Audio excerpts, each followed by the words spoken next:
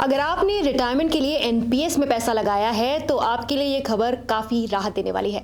अब अगर आपके एनपीएस अकाउंट में कुल जमा राशि 8 लाख रुपए तक है तो आप पूरी रकम एक साथ निकाल सकते हैं।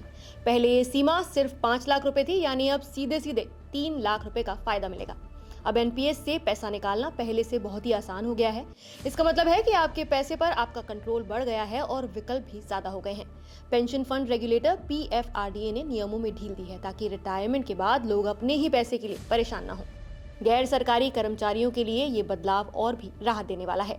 पहले उन्हें एनपीएस से बाहर निकलते समय कम से कम 40% रकम एन्युटी यानी पेंशन में लगानी पड़ती थी, लेकिन अब ये नियम घटाकर 20% कर दिया गया है। आसान भाषा में कहें तो अब आप अपनी 80% रकम एक साथ निकाल सकते हैं और उसे अपनी जरूरत के हिसाब से इस्तेमाल भी कर सकते हैं। इतना ही नहीं, एनपीएस से पूरी तरह बाहर निकलने की उम्र अब 75 साल से बढ़कर 85 साल कर दी गई है, यानी रिटायरमेंट के बाद भी आप अपना अकाउंट चालू रख सकते हैं और मार्केट से रिटर्न लेते रह सकते हैं।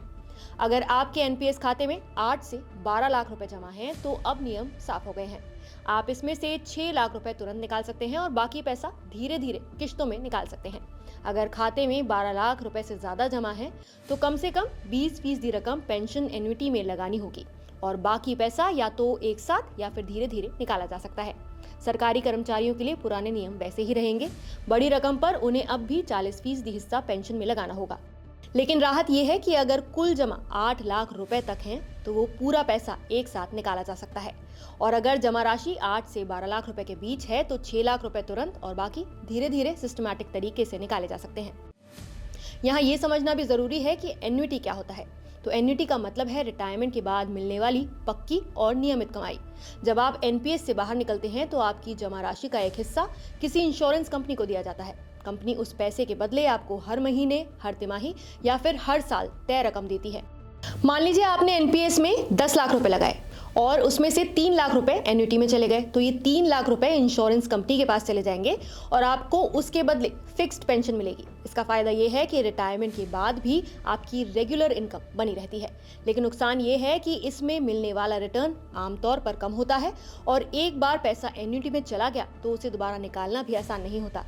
इसके अलावा पीएफआरडीए ने सिस्टमैटिक यूनिट रिडेम्पशन यानी एसयूआर का नया विकल्प भी पेश किया है। इसके तहत पैसा एक बार में निकालने के बजाय 6 साल या उससे ज्यादा समय में धीरे धीरे निकाला जा सकता है। इससे टैक्स संभालना आसान होगा और रिटायरमेंट के बाद हर महीने या हर साल पैसे का फ्लो भी बना रहेगा।